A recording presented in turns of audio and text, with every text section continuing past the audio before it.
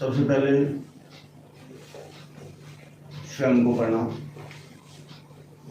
मेरा भी आपको प्रणाम और आपके भीतर जो परम आत्मा परम शक्ति है उसको भी प्रणाम। आप भी सब उसको नमन करें, प्रणाम करें।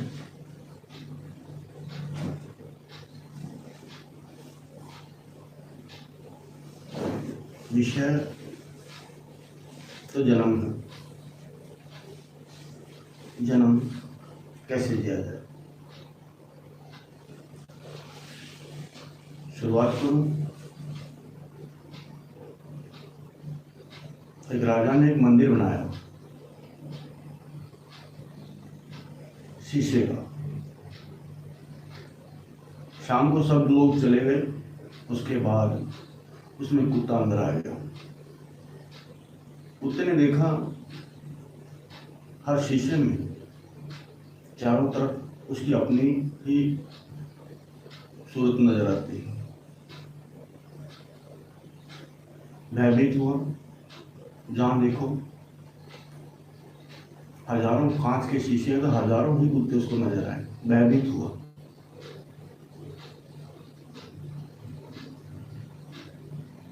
इतना भयभीत हुआ कि इधर उधर भागता है, भौंकता है, तो सब कुत्ते भौंकते हैं। दौड़ता है तो सब कुत्ते दौड़ते हैं। अधिक भयभीत हुआ। सुबह जब पुजारी ने देखा, दरवाजा खोला, कुत्ता मरा हुआ, लहूलुहान, घायल अवस्था।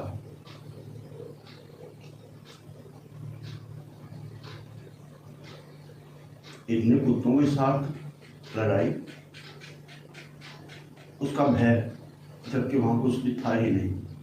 अपना ही स्वयं का ही प्रतिबिंब, स्वयं के भीतर का भय त्याग ना पाया, देख ना पाया और सबसे लड़ते हुए मर गया, जबकि लड़ाई किसी से थी ही नहीं। आज हम दुनियादारी में यही करते हैं। स्वयं के भीतर देखते नहीं, औरों के भीतर देखते हैं। औरों के भीतर क्या है, जो अपने भीतर है वही होता है। अगर स्वयं के भीतर अच्छाई है तो सब सामने, सब में अच्छाई नजर आएगी। स्वयं का प्रतिबिंब इस सब में होता है। अगर हम अच्छे हैं, हमारी दृष्टि अच्छी है, सोच अच्छी है, भाव अच्छा है, तो सभी भाव की नजर आएंगे, सभी प्रेमी ही नजर आएंगे। अगर स्वयं प्रेमी है, बनाना ही स्वयं को प्रेमी है, प्रेमी सब अपने आप हो जाएंगे। प्रेमी सब अपने आप हो ही जाएंगे। लेकिन स्वयं को बनाना है। जो स्वयं को बनाता है, सामने को बनाने की जरूरत नहीं। अपना माहौल, अपना स्वभाव स्वयं निर्मित करना होता है। जो स्वयं को निर्मित कर सकता है, स्वयं को मार्गदर्शित कर सकता है, बस वही मानिए। स्वयं के भीतर की भावना भरना, प्रेम भरना, श्रद्धा भरना, विश्वास भरना, स्वयं ही भरना होता है। लेकिन हम देखते हैं कि सहारे की जरूरत होती है। सामने प्रतिबिंब में देखते हैं कि सूरत कैसी है, शक्ल कैसी है, कैसी सूरत बनाने से हम कैसे नजर आते हैं। स्वयं ही बनाते हैं, मुस्कुराते हैं तो अच्छा लगता है, और भयभीत होते तब भी हमें पता लगता है कि हम कैसे लगते हैं। अगर हमारे भीतर खुशियां भरी हैं तो सभी लोग खुश नजर आएंगे, एकदम आनंदित। हमारे भीतर आनंद है तो सबके भीतर आनंद है। लेकिन हमें स्वयं को बनाना आया ही नहीं। स्वयं को निर्मित करना आया ही नहीं। स्वयं को निर्मित करने के लिए स्वयं पे ध्यान जरूरी है। हम कैसे हैं पता रहना चाहिए। हम सुंदर हैं, बनाना है, हम सुंदर ही हो जाएंगे। आपने चाहा, मन की पराकाष्ठा है। आपके चारों तरफ जो भी कुछ है वो आपकी मन की चाहत है। जो भी आपका घर परिवार और संसार है वो आपकी बुद्धि की सोच, मन का बढ़ना बनाना वही है। लेकिन आप स्वयं कौन हैं ये जानने की इच्छा रखनी चाहिए, क्योंकि मन अलग है, बुद्धि अलग है। बुद्धि आपकी करती है जो भी आप चाहते हैं, इच्छा पूर्ति। बुद्धि लगातार आप करते हैं जो उसी में संलग्न रहती है। वैसा ही चाहिए, जिस रास्ते पे आप भ्रमण करते हैं बस वही चाहिए, नया नहीं चाहिए। लेकिन आपका मन नया चाहता है, हमेशा आपका मन नया चाहता है, और आप ये सब देखते रहते हैं। स्वयं आप स्वयं को समझें, स्वयं कौन है। स्वयं को समझने के लिए ठहरना होता है। जो ठहर गया, जो शांत हो गया, जो समझने में तल्लीन हो गया, वो पा गया स्वयं को। जिसने स्वयं को पा लिया वो परम पिता को पा गया।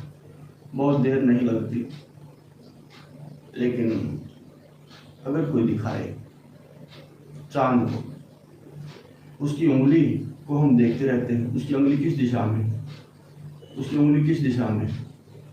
देखना तो हमें चांद है, दिखाना भी चाहता चांद है, लेकिन हम उंगली को देखते रहते हैं। चांद को देखिए, उंगली का तो खाली इशारा है। सामने वाला कोई भी गुरु, आध्यात्मिक साधु, संत, महात्मा बस उंगली कर सकता है, इससे आगे वो आपको नहीं ले जा सकता। लेकिन चांद को तो आपको स्वयं ही देखना होता है। चांद को देखिए, आपकी मंजिल कहाँ है, आपको पहुंचना कहाँ है, वो जरूरी है। लेकिन हम दूसरों पर निर्भर रहें, दूसरों के अनुसार चले, लेकिन हम कभी स्वयं के अनुसार नहीं चलते। भीतर क्रोध द्वेष भरा है, क्रोधी और द्वेषी ही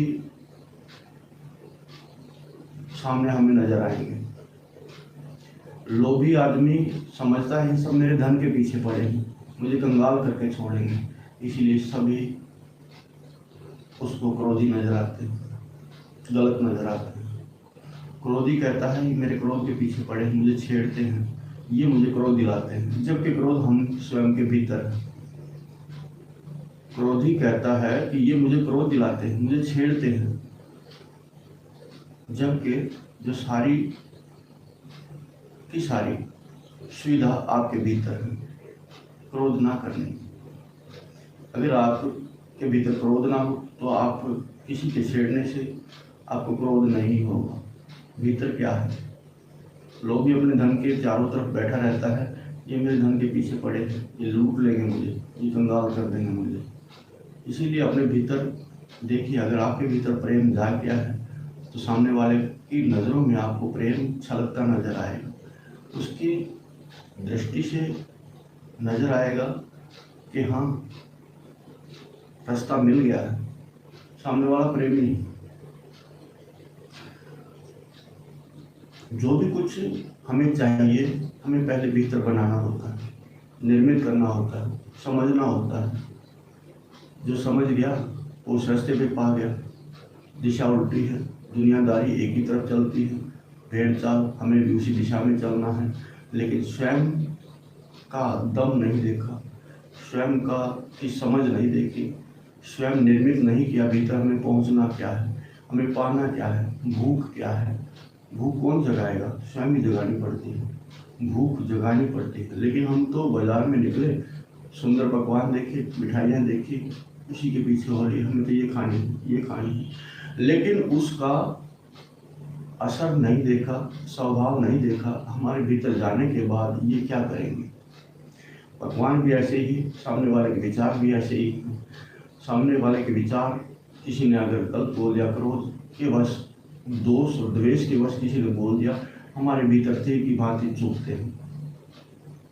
आप भीतर लेंगे तभी तो, उसको समझेंगे तभी तो। लेकिन जिसने अच्छा बोल दिया उसकी समझ नहीं होगी, लेकिन किसी ने, क्योंकि आपके भीतर अभिमान है, जो दर्द होगा वह अभिमान कहेगा कि गलत हुआ, सामने वाले ने गलत किया। दोष दूसरों को ही देने में अच्छा लगता है, दोष दूसरों को देने की ही आदत बन गई। नहीं देना चाहिए दूसरों को दोष। स्वयं उठने की गुंजाइश नहीं है और हम चिल्लाते हैं वो हमसे आगे निकल गया, हमसे आगे निकल गया, उसने ये भी पूर्ण कर लिया, ये भी परिपूर्ण हो गया, वो भी हो गया। लेकिन जब तक हम स्वयं ना उठें, जब तक हम स्वयं कोशिश ना करें तो कामयाबी नहीं मिलती। स्वयं का उठना, स्वयं का चलना जरूरी है। स्वयं का धारणा धरना, हमें पहुंचना क्या है, हमें पाना क्या है। लेकिन हमें बाहर की चारों तरफ हम देखते हैं दुनियादारी में, लेकिन स्वयं के भीतर जाने की इच्छा नहीं, स्वयं को खोजने की इच्छा नहीं, और स्वयं को खोजे बिना कुछ मिलना नहीं। मैं क्या कर सकता हूँ, मेरी समझ है, मैं क्या क्या कर सकता हूँ, मेरी समझ है। लेकिन हम बातें करते हैं, स्वयं की बड़ाइयाँ करते हैं, मैं ऐसा हूँ, मैं वैसा हूँ, ऐसा है वैसा है, फिर भी परिपूर्ण नहीं, फिर दुख क्यों हो। जब हम परमात्मा को भजते हैं तो परमात्मा सामने होना चाहिए, पिता सामने होना चाहिए। जब हमारे भीतर अगर प्रेम है, अगर भाव है, श्रद्धा है, निरंतरता है, तो हम पीछे क्यों हैं। हम पीछे नहीं रह सकते। चलने वाला कभी नहीं सोचता कि मैं मंजिल के दूर हूँ, वो मंजिल के उतना ही नज़दीक मानता है, मंजिल के उतना ही नज़दीक मानता है कि मैं पहुँच ही जाऊँगा। जिसने शुरुआत कर दी समझिए पहुँच ही गया है। लेकिन निरंतरता जरूरी है पहुँचने के लिए, कामयाबी के लिए। जब तक आप मंजिल में पहुँचते हैं तब तक आपकी कोशिश है, पहुँचने के बाद कोशिश खत्म है। कोशिश करने के बाद और पहुँचने के बीच में जो कोशिश है, जो निरंतरता, वो अभ्यास, वो आपकी हिम्मत और लगन, आपका बार बार आपको ऊपर से परेशानियां आती रहेंगी, लेकिन परेशानियों को दूर हटा के आपको आगे बढ़ते रहना ही होगा। जो परेशानियों को देख के बैठ गया, जो भयभीत हुआ, वो नहीं पहुंच पाएगा। जो निर्भय हुआ और दूसरे विचारों से निर्विचार रहा, वो मंजिल तक पहुंचेगा। जो परेशानियों से डरता है, जो दिक्कतों से डरता है, उसका कुछ भी नहीं होना। वो जहाँ था वहाँ वापस वहीं बैठ जाएगा, आखिर जहाँ से उसने शुरुआत की थी। और ऐसा ही हम करते हैं, ऐसा ही हमारे साथ होता है। जहाँ से हमने शुरुआत की हम वापस वहीं आ जाते हैं, लेकिन आगे बढ़ने की चेष्टा नहीं, दांव पे कुछ लगाया नहीं। दांव पे लगाए बिना आप अपने भय को दांव पे लगा दीजिए,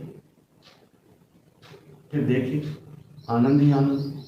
आप निर्भय हो जाइए, कामना ना रखिए, कुछ चलते रहिए, मंजिल आ ही जाएगी। कोई इच्छा ना रखिए, आ ही जाएगी। आप कामना नहीं रहे, आपके भीतर लोभ ना हो। काम और लोभ के मध्य क्रोध होता है।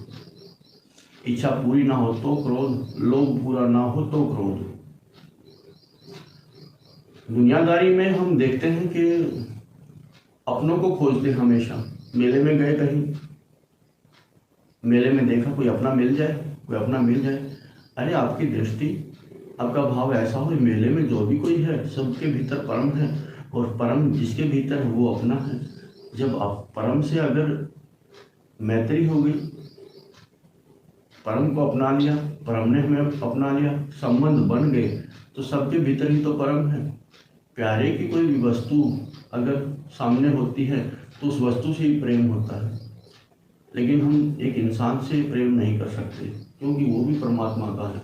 अगर प्रेमी का, अगर प्यारे की कोई वस्तु भी अगर नजर आती है तो वो भी प्यारी लगती है, उससे भी स्नेह होता है। लेकिन हम है कि दुनियादारी से जहाँ प्रेम है, पशु भी है, पक्षी भी है, पेड़ भी है, पौधे हैं, सब प्रकृति का बनाया हुआ है, और परम की कृपा सब में जीव है। जहाँ जीव है वहाँ परम है, जहाँ प्राण है वहाँ परम है, जहाँ आत्मा है वहाँ परमात्मा है। उसके बिना कुछ भी पूर्ण नहीं। जिसमें जीव नहीं वो निर्जीव बातें नहीं करते, लेकिन श्रद्धा और भाव और प्रेम अगर आपके भीतर है तो निर्जीव भी सजीव कर सकते हैं।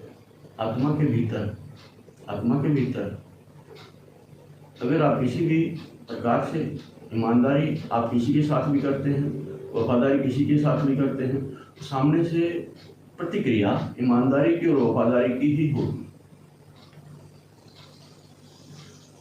आप चाहें ना चाहें, आपका सवाल, आपको मंजिल पानी है नहीं पानी है वो आपकी मर्जी है, लेकिन आज शुरुआत करें या 2 4 5 10 जन्म बाद शुरुआत करें, शुरुआत तो करनी होगी। आपको स्वयं को जागने की, स्वयं को समझने की, मैं क्या हूँ। धीरे धीरे आप समझेंगे अपने कर्म को। अगर आप स्वयं को खोना जरूरी है, स्वयं को खोना जरूरी है। हम देखते हैं वाणी में नाम निकलता है परम का, गुरु का, सत्य का, लेकिन मन कहीं और भटकता है। आधे अधूरे हैं। आधा अधूरा जीवन कामयाबी नहीं है। पूरा सफर मंजिल मिलती है। जिसका सफर अधूरा है वो मंजिल की तलाश में ही रहता है, उसकी तलाश पूरी नहीं होती। जिसका सफर पूरा, उसकी तलाश खत्म। और तलाश तो होनी चाहिए, प्यास तो होनी चाहिए। प्यास भी जगानी पड़ती है, भूख भी जगानी पड़ती है। किसी ने धन की जगाई, किसी ने प्रेम की जगाई, किसी ने यश की जगाई, किसी ने किसी और की लगाई। कोई झूठी बड़ाइयों में फिरता है, कोई जल की गहराई में उतरता है, कोई जल के ऊपर फिरने की चेष्टा करता है। बुद्धि एक नहीं अनेकों ख्याल करती है। दिन में लाखों लाख ख्याल होते हैं, लेकिन परिपूर्ण एक भी नहीं। लेकिन आपकी इच्छा हो, सही मार्गदर्शक हो, मार्गदर्शन में अगर चलती मन और बुद्धि, मार्गदर्शक के दर्शन में उसके अनुसार अगर बुद्धि चले, बुद्धि में उसी के अनुसार विचार आए, तो फिर सदी सदाई बात है, फिर कुछ बिगड़ेगा नहीं। ध्येय धर्म सेवा भाव पक्का है। जिसका कच्चा है वो कहीं भी पूर्ण नहीं। पक्का होना जरूरी है, पक्का होना जरूरी है। जो पक्का नहीं उसकी कहीं पहचान भी नहीं। कच्चे की पहचान होगी लेकिन कुछ समय के लिए। उसका स्वयं का भी पता होगा, उसको स्वयं को भी पता होगा कि मैं पक्का हूं या कच्चा हूं। लेकिन कुछ भी पाने से पहले हमें कुछ त्यागना होगा। कुछ भी पाने से पहले हमें त्यागना होगा। आपने बुराई त्याग दी तो अच्छाई आ गई। जो भी चीज चाहिए आपको, उसका प्रारूप आपको त्यागना होगा। लोभ त्याग दिया, जब तक आपके भीतर समक्ष लोभ है तब तक आप कंगाल हैं। लोभ गया तो आप पूर्ण धनवान होंगे। आपको न चिंता है न भय है। आपने बेइज्जती का डर है, आपको अगर बेइज्जती का डर है, कोई मुझे बुरा कहेगा, भला कहेगा, तब तक आपकी इज्जत का कोई मोल नहीं। निर्भय होके जब आपने अच्छाई और सच्चाई ख्याल छोड़ दिया इज्जत का, तो बढ़नी शुरू हो जाएगी। इज्जत चाहिए, जिसको धन चाहिए वो धनवान नहीं, धन दूर भागेगा। उसको लगता है निकलता जा रहा है, मेरा धन होना चाहिए बहुत ज़्यादा, लेकिन ये इकट्ठा ही नहीं होता, निकलता जाता है। आपकी समझ है आपको चाहिए क्या। जो चाहिए उसको पकड़ो मत, जो चाहिए उसको पकड़ो मत। माँ बाप का छोटा बच्चा है, माँ बाप चाहते हैं कि वो हमारे दृष्टि के, हमारी नज़रों के सामने रहे, तो वो उतना ही दूर भागता है। हम चाहते हैं हमारे मार्गदर्शन में रहे, वो उल्टा ही अपने मन की मानी करता है। आप छोड़ देंगे, मर्जी उसकी। आपका स्वयं का पाला हुआ पशु है, पशु भागता है, आप पीछे पीछे दौड़ते हैं, वो उतना ही दौड़ता रहता है। जहाँ आप ठहर गए वो भी ठहर गया, जहाँ आप कदम उल्टे हो गए वो भी आपके पीछे पीछे हो लिया, आपका पालतू पशु। लेकिन हम पालतू के पीछे रहते हैं, कहीं दुखी हो जाए, कहीं कोई कुछ कर ना दे। लेकिन ये भयभीत होना अच्छी बात नहीं और छोड़ देना ही चाहिए। मुख्य इसको भय को त्यागने की विधि भी आपके पास है। कोई भी रोग दोष अगर आप समझें, क्योंकि पूर्ण ज्ञान आत्मा का ज्ञान है और आत्मा को सब पता है। आप कहते हैं शरीर में अगर कोई रोग आया तो आप कहेंगे मैं बीमार हूँ, जबकि सत्य ये है कि आप बीमार हो ही नहीं सकते, क्योंकि आप तो एक ज्योति हैं। दुख और सुख के झोंके आपकी ज्योति को डोलाते हैं, इधर डोलाते हैं, इधर करते हैं, इधर उधर झोंके उसको ज्योति लहराती है। झोंके ना लगे तो ज्योति सीधी प्रकाश आकाश की तरफ दौड़ती है। लेकिन हमारी जो हमने आदतें बनाई हैं हो सकती है सुंदर आपकी दृष्टि में, लेकिन अगर आपने उसे जान लिया फिर आपको पता लगेगा मोल क्या है। बातें बहुत करते हैं, बातें बहुत जानते हैं, लेकिन जीवन में उतारने का लक्ष्य जिसके पास है वही अपना भाग्य भविष्य बना सकता है।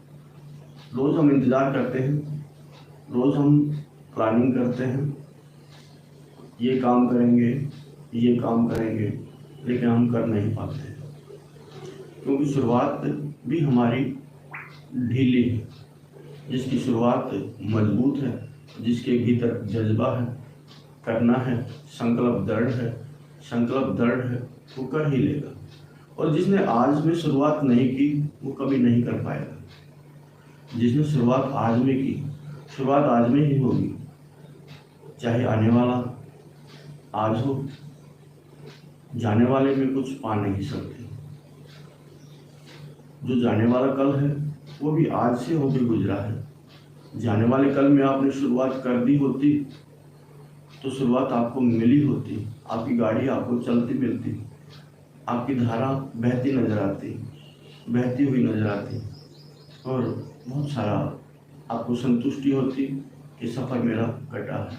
लेकिन जो बीत गया, जो आज कल है, वो पहले आज में था। अगर उसमें शुरुआत होती तो आज आपकी ज्योति जगी होती, आप प्रकाश में होते। इसीलिए कोशिश करनी जरूरी है, लगन लगानी जरूरी है। देखिए, स्वयं को जानने के लिए, सफल होने के लिए ध्यान का बड़ा महत्व है। आप कोई भी कर्म करते हैं, अगर ध्यान से किया तो कर्म पूर्ण, और कर्म भी बड़ा सुंदर होगा। बड़े ध्यान से रिश्तों में आप रहते हैं, रिश्तों में ध्यान हो, श्रद्धा भाव और प्रेम हो, रिश्ते बड़े सुंदर होते हैं, अच्छे लगते हैं। लेकिन आदत हमारी है दूसरों में कमी खोजना। ध्यान हमने परम पे किया तो परम की तरफ आप बढ़ना शुरू हो जाएंगे। ध्यान आपने स्वयं पे कर लिया तो स्वयं के पूर्ण दर्शन होंगे। यही जानना जरूरी है। स्वयं के दर्शन का मतलब है स्वयं का एहसास, स्वयं का अनुभव। एक दिखता है वो भी दर्शन है, एक नहीं दिखता वो एहसास का दर्शन है, अनुभव का दर्शन है। दर्शन दोनों प्रकार है। जो नहीं दिखता वो एहसास के दर्शन से दिखता है, अनुभव के दर्शन से दिखता है। परम क्या है, अच्छाई क्या है, शीतलता क्या है। वायु दिखती नहीं लेकिन है, परम दिखता नहीं लेकिन है। हमारे भीतर अच्छाई दिखती नहीं लेकिन है, लेकिन देखने की दृष्टि जिसके पास उसी को नजर आएगी। आप 5 तत्व से बने प्रकृति ने बनाया, लेकिन 5 तत्व इस विश्व में, इस ब्रह्मांड में अपार है। आप श्रद्धा से भरिए अपने लिए।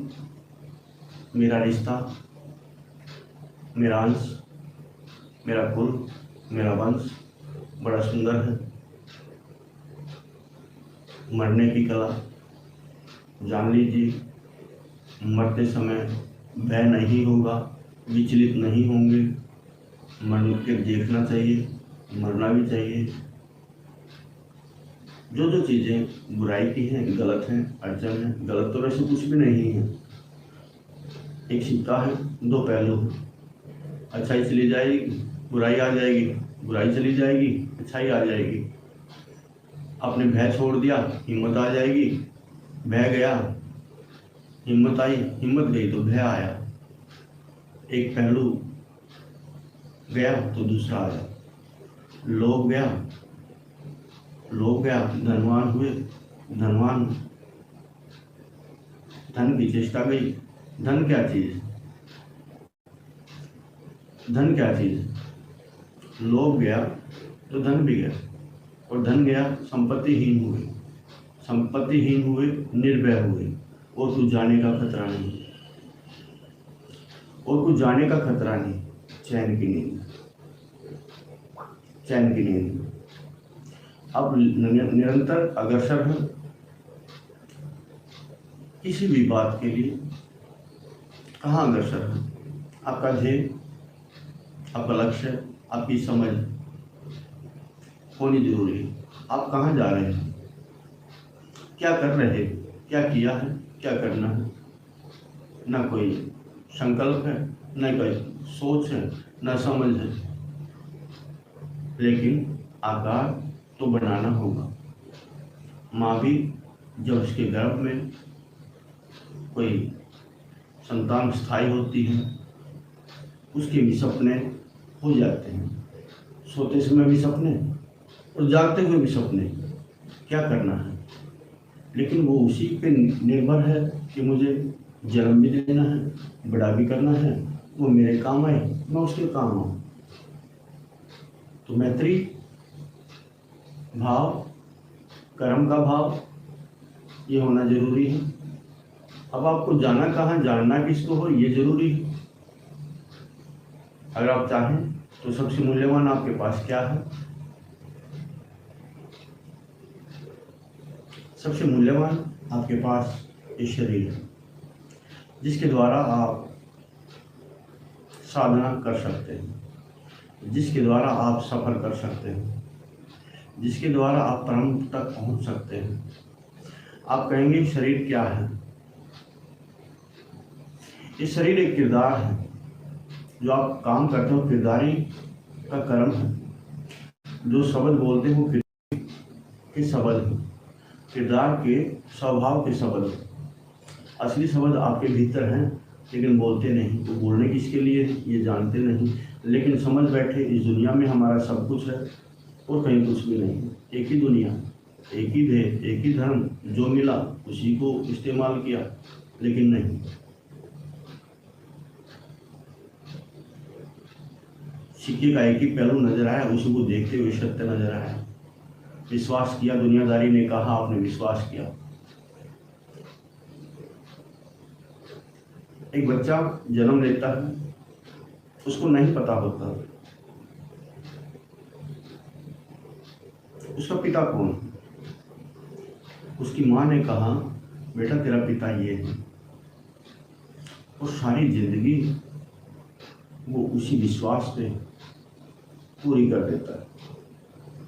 उसको सत्य मान के, उस माँ को सत्य मान के, उस जननी को सत्य मान के। लेकिन सही तो जननी को पता है बीज किसने बोया था। सही तो जननी को पता है बीज किसने बोया था। लेकिन माँ ने कहा कि बीज बोने वाला तेरा जन्मदाता ये है। उसी के विश्वास से पूरा जीवन काट देता है, लेकिन सत्य को जानने की चेष्टा नहीं। सत्य को जानने के लिए आपको सत्य का संग लेना होगा। चोर को जानने के लिए चोर का संग लेना होगा।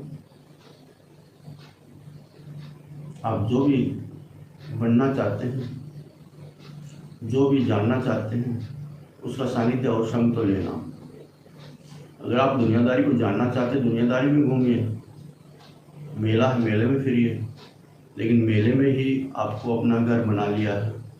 आप जहाँ से चले थे, जहाँ आपका घर है, जहाँ आपका परिवार है, जहाँ आपका सब कुछ है असली, उसको भूल के वही मेले में ही स्थायी हो गए और भूल गए मैं कहाँ का वासी हूँ, मैं क्या करने वाला हूँ, क्या मेरा धर्म है, क्या मेरा ध्येय, क्या कहाँ मेरे प्रियजन हैं। ये जानना जरूरी है, ये समझना जरूरी है। सिक्के का दूसरा पहलू जानना जरूरी है। जो जानने की चेष्टा रखता है, जिसके भीतर लगन है, लेकिन लगन भी गहरी हो, दुनियादारी उस लगन को पूरा नहीं होने देगी, न देती। कर्म फर्ज जिम्मेदारी सत्य हमें यही लगता है जो हमारे सामने है, सत्य यही लगता है जो हमारे सामने है। देखना चाहिए सत्य नहीं, ये भ्रम है, ये सोते हुए का सपना है, ये सोते हुए का सपना है, ये सत्य नहीं। सपना देखना चाहिए, कर्म करना चाहिए, उस समय की विडंबना है, पर यह भी जरूरी है कि जागने के बाद सच्चाई का अनुभव होगा। आप जाग सकते हैं, आप जाग सकते हैं, जाग के कर्म करें, बड़े ध्यान से कर्म करें तो आपका न कर्म बिगड़े, न धर्म बिगड़े, न जन्म बिगड़े, आप सब कुछ एक अच्छी फसल, एक तंदुरुस्त फसल आप पा सकते हैं, ढेर लगा सकते हैं, अच्छाइयों के। परम भी राजी हो, दुनियादारी भी राजी हो, आत्मा भी राजी हो।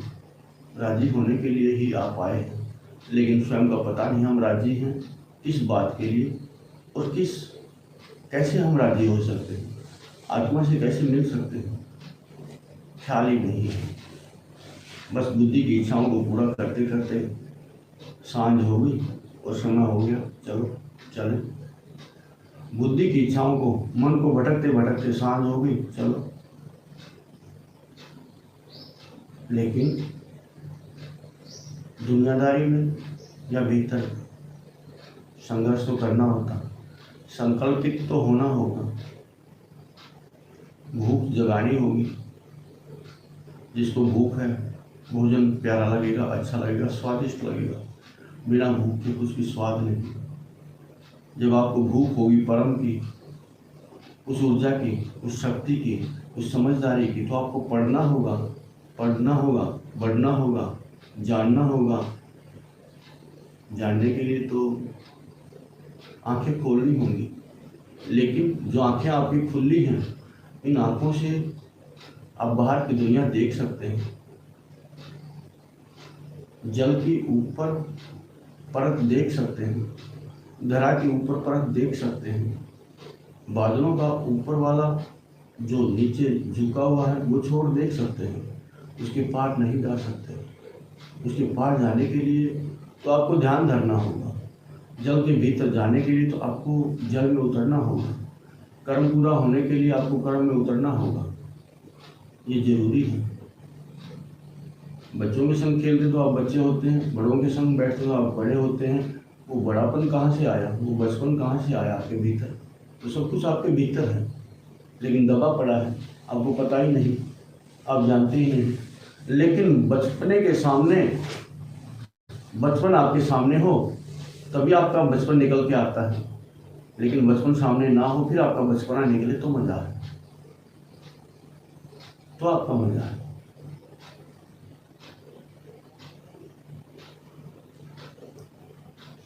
सबसे पहले आप श्रद्धा और भाव, आदर से भर जाएं स्वयं के लिए, अपने भीतर स्वयं के लिए,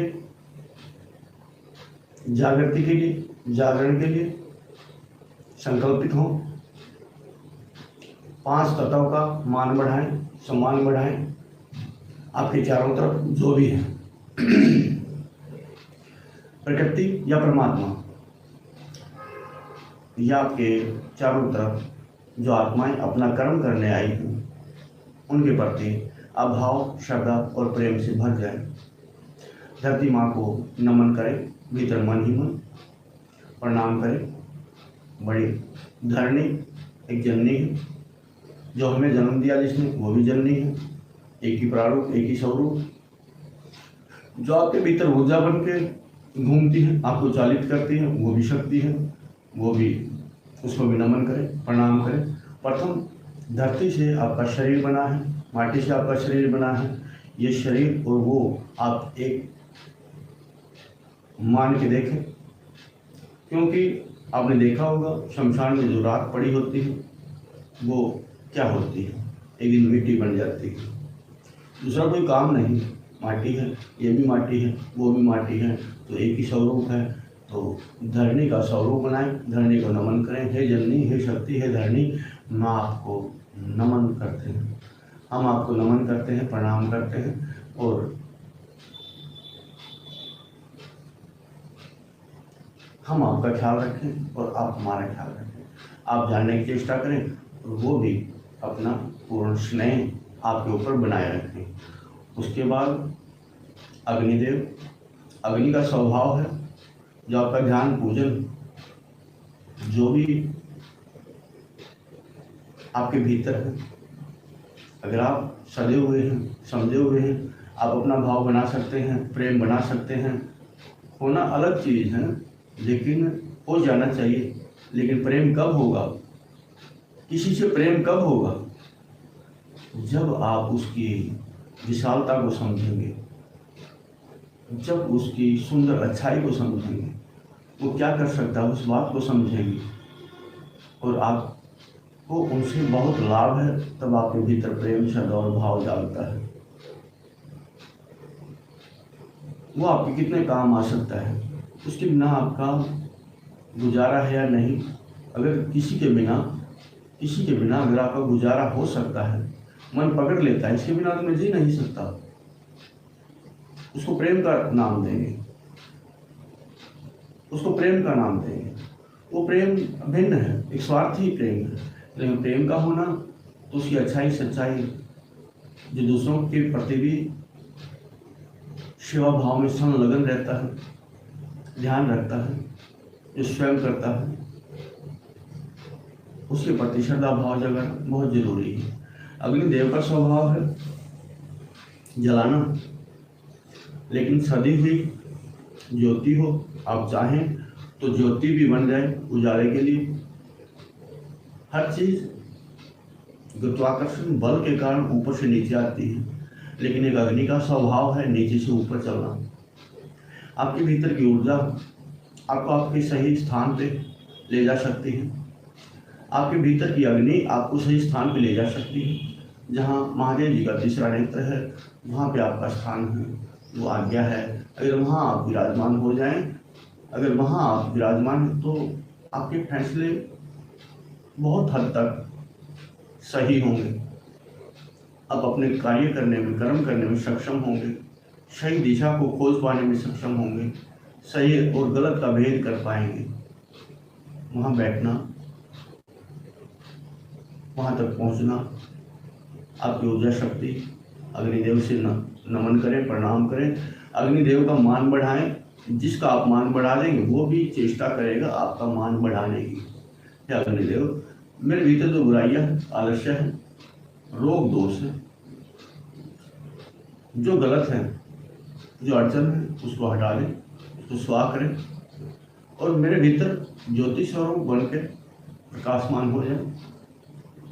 मैं स्वयं को जानना चाहता हूँ और इसमें मेरी मदद करें।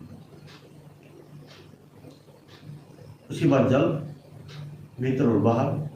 आपके शरीर में 70% जल की धारा बहती है। एक समुद्र है विशाल, आप उसका ख्याल कर सकते हैं। अगर आपका ध्यान है सही, तो आपके ध्यान में उस समुद्र का स्वरूप नजर आएगा। आप सक्षम हैं सब कुछ करने के लिए। अगर आपने मान लिया तो समुद्र को भी आप देख सकते हैं। एक समुद्र वो है, एक समुद्र आपके भीतर है। जल देव को प्रणाम करें। भीतर और बाहर मुझे आपकी आवश्यकता है। आपके बिना काम नहीं चलना। जब तक ये शरीर है, आपका कर्म जारी है। तो जल देवता को भी नमन और प्रणाम करें, उनके प्रति कृतज्ञता से भर जाएं। वायुदेव जो नहीं दिखती, लेकिन उसके बिना भी आपका गुजारा नहीं। सबसे बहुत ज़्यादा महत्वपूर्ण तो सब हैं, लेकिन सब अपने अपने कार्य में पारंगत हैं। उनके बिना दूसरी चीज़ों का मोल नहीं। वायुदेव जहाँ के भीतर और बाहर वायु हैं, आपके श्वास भ्रमण करते हैं, श्वास पे प्राण भ्रमण करते हैं। लेकिन इन चीज़ों को आपको जानना है। माटी से बना हुआ जो भी चीज़ है, लेकिन आपके लिए बना हुआ है। ये घर है। जब तक ये सही है, आप भी सही हैं, ये बिगड़ना शुरू हो जाएगा, ढहना शुरू हो जाएगा, तो आपके निकलने की इससे बाहर निकलने की संभावना अधिक हो जाएगी। आपको निकलना पड़ेगा। जब भी घर ढहना शुरू हो जाएगा तो आपको बाहर निकलना होगा। उसी प्रकार वायुदेव बड़ा ख्याल रखना है आपके भीतर, किस प्रकार से वो कार्य करते हैं, ये भी आपको ध्यान करना है। जैसे हम बाहर देखते हैं भगवान क्या क्या कर सकते हैं, उसी प्रकार वायु का भी आपके जीवन में कितना महत्व है, ये भी आपको जानना, देखना, समझना जरूरी होगा। उसके बाद है आकाश की बारी। अगर आप अपने स्थान पर बैठ चुके हैं, वहाँ से ऊपर पूरा आकाश है। धरा से ऊपर जो भी स्थान है वो आकाश का स्थान है। आपके भीतर भी आकाश का स्थान है। जहाँ ब्रह्म रहता है, आकाश की खोज भी जरूरी है। जहाँ ब्रह्म रहता है, उस आकाश में ब्रह्म भ्रमण करता है, और वहीं से आपका मार्ग शुरू होता है। जानने की आपका मन है। बाहर दुनियादारी में बहुत पैसा, धन, दौलत मन की चाहत से बना, आपने कर्म किया, सबका मेल हो, सुख, संपत्ति, वैभव, सब आपके मन की चाहत है, मन का बनाया हुआ है। बुद्धि खाली सोच सकती है, लेकिन मन उसको पूरा कर सकता है। लेकिन सब आपके सानिध्य में हो, एक आत्मा के सानिध्य में, आपके सानिध्य में हो, तो फिर गलत होने की संभावना कम होती है, क्योंकि आत्मा पूर्ण ज्ञानी है। एक आत्मा, एक परमात्मा पूर्ण ज्ञानी है। जो अपनी आत्मा से चलता है, उसकी हर फैसला, हर कर्म लगभग सच्चाई होता है, अगर बुद्धि काम ना लाए, मन अनुसार चले स्वयं के। बहुत सुंदर है। 5 तत्वों का मान आपने किया, बहुत अच्छी बात है। अब 5 भूत का भी देख लें, जिससे आपने जिन सिक्कों को आपने दूसरा पहलू देखना है। सुख कहाँ है, शांति कहाँ है? आपके भीतर है, आपको खोजनी है। सुख कहाँ है, शांति कहाँ है, आपको खोजना है।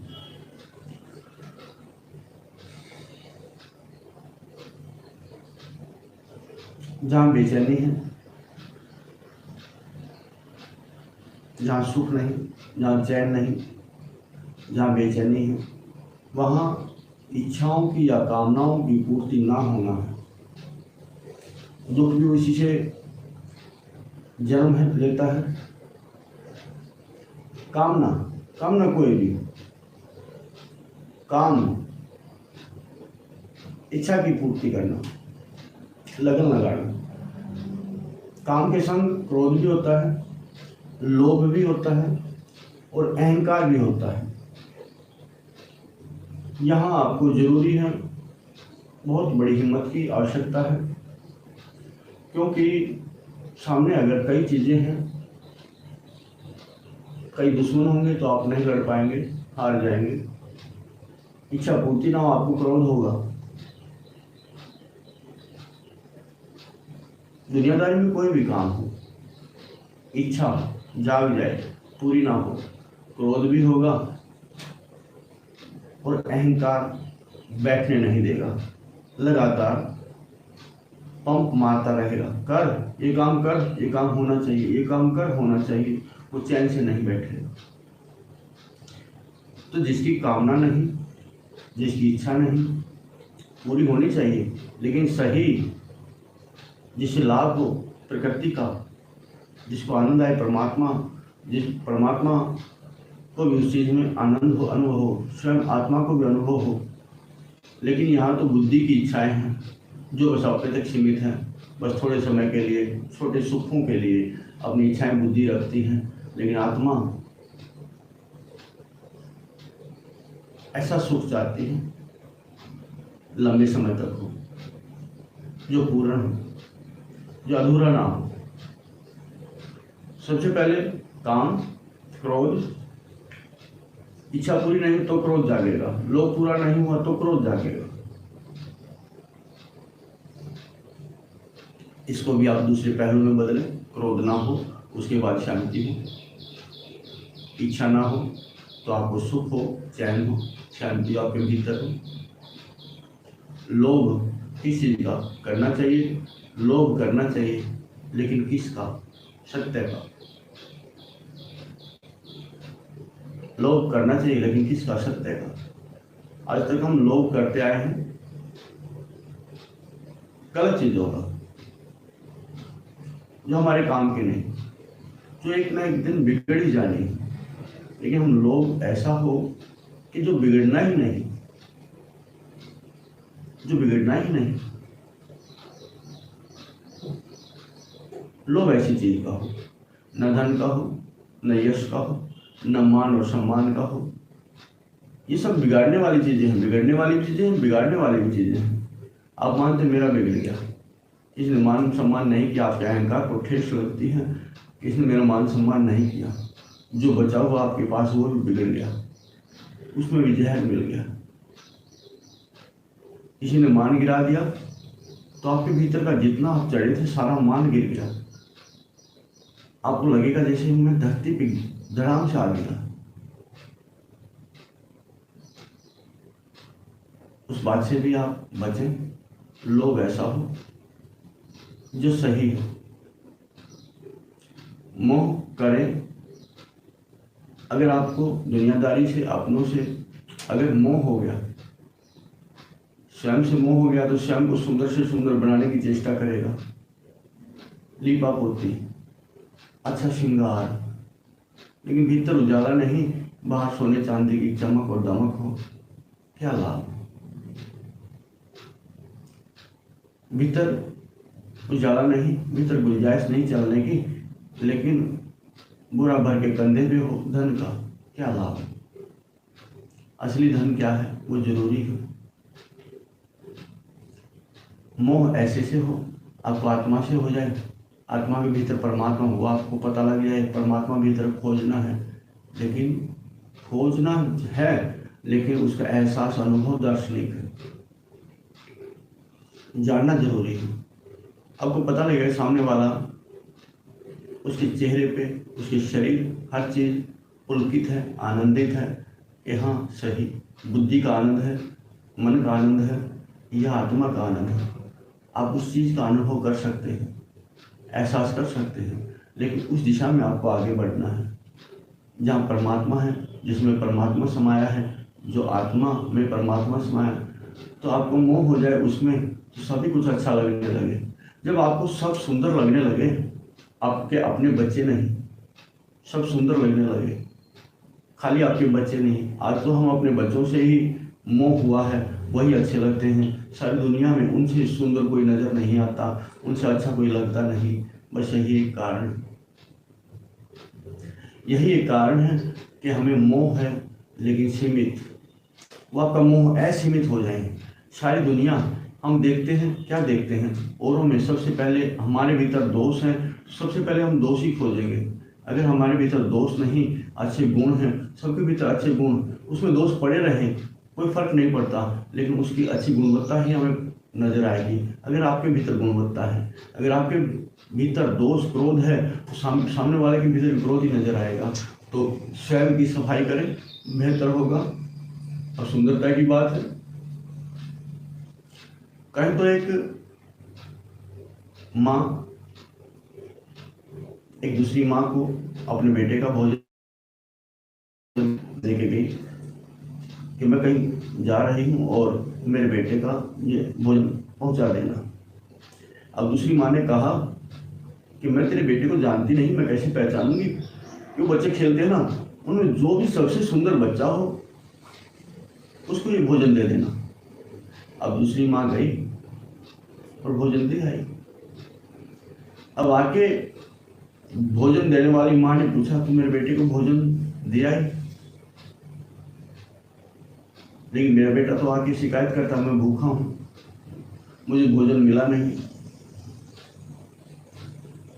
भोजन दे के आने वाली माँ ने बताया कि आपने कहा था कि जो सबसे सुंदर बच्चा हो उसी को दे देना। मैंने सब चारों तरफ देखा, मुझे कोई सुंदर बच्चा नजर नहीं आया सिवाय मेरे काने बेटे के। मेरा बेटा काना है, लेकिन सारी दुनिया में मुझे उससे प्रिय, उससे सुंदर कोई नजर ही नहीं आया। मेरी ममता है, ऐसी अंधी ममता, अंधा प्रेम, अंधी सोच को आप विराम दीजिए। उसके बाद बात आती है भय की। भय मृत्यु का, भय खत्म होने का, भय जाने का। लोभी का लोभ चला जाए तो उसके पास कुछ बचता नहीं, भयभीत रहता है। जब आप एक आत्मा अमर है, अजन्मी है, हम कहते हैं भय किसका? मौत का। भय किसका? खत्म होने का। भय किसका? गिर जाने का। जो खत्म होने वाली चीज वो रुकेगी नहीं, जो ना खत्म होने वाली चीज है वो रुकी रहेगी। ये आप समझ लें। जो गिर जाएगा, जो चला जाएगा, जो जल जाएगा, जो मिट जाएगा, वो आप नहीं। अगर आप जलते नहीं, आप मरते नहीं, आप मिटते नहीं, तो भय किस चीज का? लेकिन अपने चारों तरफ देह ध्यान धर्म रखना है। समय से पहले जिम्मेदारी दी है जन्म और मरण का। आप समझें उस बात को। दुनियादारी कहती है बच्चे ने जन्म लिया है, लेकिन बच्चे को पता ही नहीं उसका जन्म हुआ है। आज तक किसी बच्चे ने नहीं कहा होगा मैंने जन्म ले लिया, उसको पता ही नहीं है। लेकिन दुनियादारी में डंका बजता है कि बच्चे ने जन्म ले लिया, उसको पता ही नहीं, उसने कभी कहा ही नहीं मैंने जन्म ले लिया। एक आदमी मरता है, मरने के बाद उसने कहा ही नहीं मैं मर गया। दुनियादारी कहती मर गया मर गया। तो आप समझें कौन मरा, कहाँ गया, कहाँ से आया, उस बात को समझें। जन्म से पहले भी आपका जीवन था, जन्म था, और उस जन्म से पहले भी आपका जन्म था। इस मरने पहले से भी आप मर चुके हैं, और उस मरने से पहले भी आप मर चुके हैं। तो प्रथम आप 5 तत्व और 5 भूत दोनों को समझें, भिन्नता समझें, उनके भाव समझें। कम से कम बुद्धि तो बता सकती है, और आप तो बुद्धि से बहुत ही, यहाँ बुद्धि साम्राज्ञी बनी बैठी है आपकी, अपने अनुसार चलती है। लेकिन आप राजा महाराजा हैं, आप राजकुमार हैं, परमपिता के अंश हैं। तो आप खुद समझें तो बेहतर है। बुद्धि स्वाद का पता लगाती है, मीठा है, ये कड़वा है, ये खट्टा है, ये तो जहर है, ये स्वादिष्ट है। इंद्रियां हर एक अपने अपने स्वाद के पीछे रहती हैं। इंद्रियां हर एक अपने अपने स्वाद के पीछे, दूसरे के स्वाद से उसको कोई मतलब नहीं। हाँ मेल खाता है, साथ ही किसी को क्या चाहिए दे सकते हैं, लेकिन स्वयं के एक आत्मा का ख्याल किसी ने किया ही नहीं। आप जागेंगे तो अपना ख्याल कर पाएंगे। आपकी चाहत क्या, आपकी इच्छा क्या, आपका कर्म क्या, आपका ध्येय क्या, आपका धर्म क्या, आपकी जात क्या, आप समझ पाएंगे। लेकिन आज तक तो उस चीज का पता लगाया ही नहीं। आप चेष्टा करें, आप जागे तो बहुत ही सुंदर बात होगी। अब आप मार्गदर्शक कोई भी है, जन्मदाता,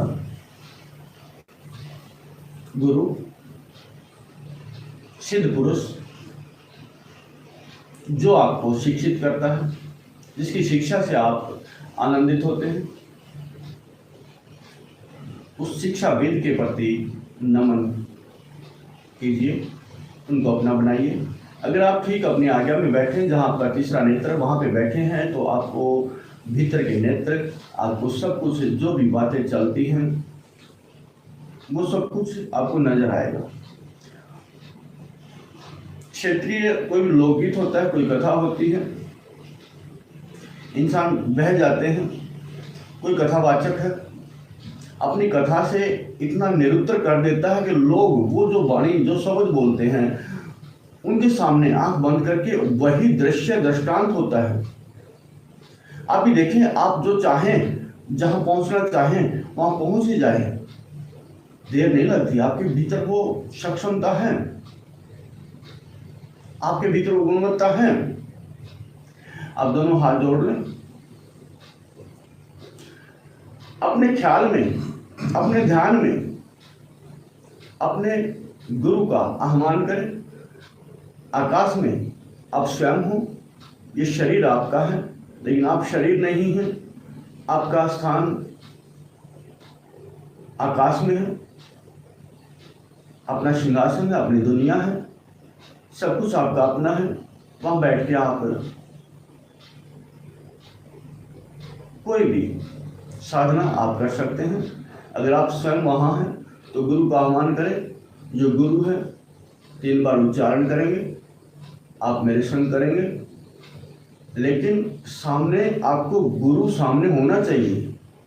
आप करता हैं, करने वाले हैं, उनके चरणों में नमन, शीश झुकाना आप कर सकते हैं। यहाँ शरीर से करवाते हैं और वहाँ स्वयं करते हैं, लेकिन करने वाला बहुत बेहतर करता है, लेकिन देख के करने वाला थोड़ा कम करता है। लेकिन जिसके भीतर आप करने वाले हैं, आप झुकने वाले हैं उनके चरणों में, लेकिन इस शरीर तो बस बाहरी दिखावा है, लेकिन असल में आप झुकेंगे। आप एक इस शरीर के भीतर सूक्ष्म शरीर है, उस सूक्ष्म शरीर से ही आप आकाश में जा सकते हैं। इस शरीर लेके आप नहीं जा सकते, स्थूल शरीर है, लेकिन ये आपकी इसकी सहमति के बिना आप नहीं कर सकते। नहीं तो इस शरीर, ये बुद्धि, इच्छाएं कहेंगे मेरे पाँव में दर्द है, बहुतों के पाँव में दर्द होना शुरू हो गया होगा, लेकिन शरीर कहे उठ ले, दौड़ ले। बुद्धि कहेगी हाँ उठना ही होगा, लेकिन आप कहेंगे कुछ बिगड़ना ही नहीं है, आप रुको तो सही, आप ठहरो तो सही, मैं आपका ख्याल रखता हूँ ना। आप कहेंगे, एक आत्मा कहेगी, एक ब्रह्म कहेगा, एक पूर्ण ज्ञानी कहेगा मैं ख्याल रखता हूँ ना, कुछ बिगड़ना नहीं है, मैं बिगड़ने नहीं दूंगा, मुझे आता है ठीक करना। आप कहेंगे मुझे आता है ठीक करना, अगर मुझसे ठीक ना हुआ तो मेरा ऊपर परम बैठा है, मेरा पिता बैठा है, मैं उससे कहूँगा। तो आप इस शरीर को, बुद्धि को, मन को आप साधें, गुरु का आह्वान करें। गुरु आपके समक्ष, आपके सामने हो, आप आकार बनाएं, साकार कीजिए, एकांत में भी और अभी भी। ओम नमो गुरुदेवाय नमः। ओम नमो गुरुदेवाय नमः। ओम नमो गुरुदेवाय नमः। ये तो गुरु को नमन हुआ, गुरु की कृपा। अगर आपने श्रद्धा और भाव पूर्णता से आपने नमन किया है, नमः किया है, नमः का मतलब है उनके सामने नतमस्तक हो जाना, समर्पण कर देना। अब ओम का उच्चारण करेंगे। ओम एक आपका मार्ग है, एक आवरण है, आपके चारों तरफ जो आवरण है, परतें हैं रक्षा की, सुरक्षा की, और आपको आगे बढ़ने में एक बड़ा विशालता में ले जाने के लिए सब कुछ ओम में समाया है, सब कुछ ओम में समाया है। तो खुद को विशाल बना लीजिए, ओम का उच्चारण करेंगे। आपके भीतर की सारी जो शक्तियां हैं, उजाला है। आपको लगना चाहिए कि जैसे दीप माला होती है, राम आगमन पर दीपावली होती है, उसमें दीपक कम है। इस शरीर में और आकाश में आप देखेंगे बहुत सारे दीपक चलते हुए आपको नजर आएंगे। आप कहेंगे वाह, कौन रचाने वाला है, कौन बनाने वाला है, कौन जगाने वाला है, वाह। हर दिशा में आपको दीपक ही दीपक नजर आएंगे। तो 3 बार ओम का उच्चारण करेंगे।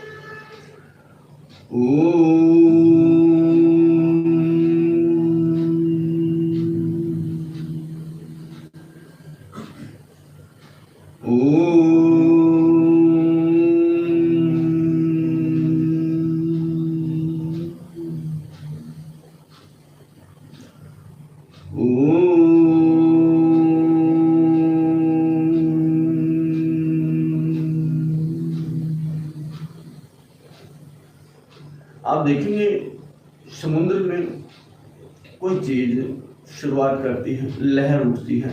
लहर तो बीच से एक बार उठती है, लेकिन धीरे धीरे किनारों पे चली जाती है।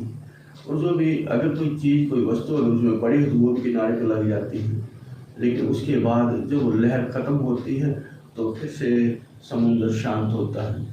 आपके भीतर जो शक्ति है, जो आपकी जननी है, जो धरणी है, आप आकार बनाएं, साकार बनाएं।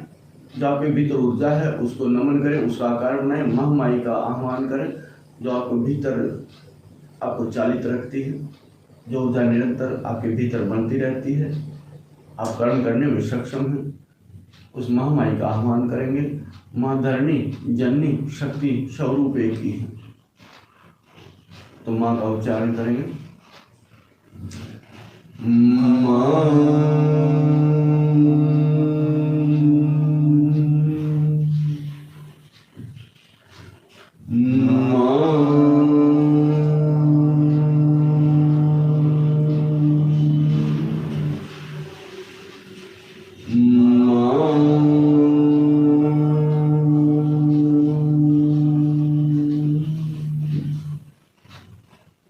अब आप शांत हो जाएं। पथ तो एक ही है लेकिन पड़ाव अनेक हैं। आप समझिए शरीर के भीतर अनेकों ब्रह्मांड हैं, अनेकों शक्तियां हैं, लेकिन इसको ठीक करना, दुरुस्त करना, जानना, जगाना कैसे ठीक होगा, उसके लिए आपको चेष्टा करनी होगी, लगन लगानी होगी।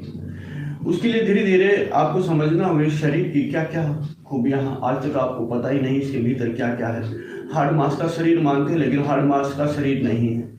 इसके भीतर जो शक्तियां विद्यमान हैं, इसके भीतर जो शक्तियां विद्यमान हैं, उन्हीं के जागरण के लिए ध्यान की व्यवस्था है। ध्यान में जाना जरूरी है। ध्यान के माध्यम से समाधि में प्रवेश होता है और आप मरने की प्रक्रिया, ध्यान एक मरने की प्रक्रिया है। आप ध्यान में चले गए और इंसान मर गया मतलब इस देह से निकल गया, बात एक ही है। आपका मरना आसान होगा, एक पल में मरने से डर नहीं लगेगा, क्योंकि आप मरते नहीं, बस बाहर निकलना। जैसे अपने घर से बाहर निकले ऐसा ही आपको अपने घर से बाहर निकले, बस इतना ही अनुभव है। अभी सीख चुके, सीख जाएंगे, समझ जाएंगे इस घर से, इस तन से बाहर कैसे निकले। वैसा ही इस तन से उस समय बाहर निकलना है। आज निकले, उस समय निकले, फर्क नहीं पड़ता। वो मौत का भय मैंने तो कई बार देखा है, आप स्वयं कहेंगे अगर ये अनुभव आपको हो जाए। प्रथम आपके गर्दन से ऊपर का हिस्सा, इस शरीर को समाप्त करना है। समाप्त करना मतलब इसको भुला देना है। भुला देने के लिए आप अपने गर्दन को घुमाएं अपने चारों तरफ, पूरी तन्मयता से, पूरी तल्लीनता से।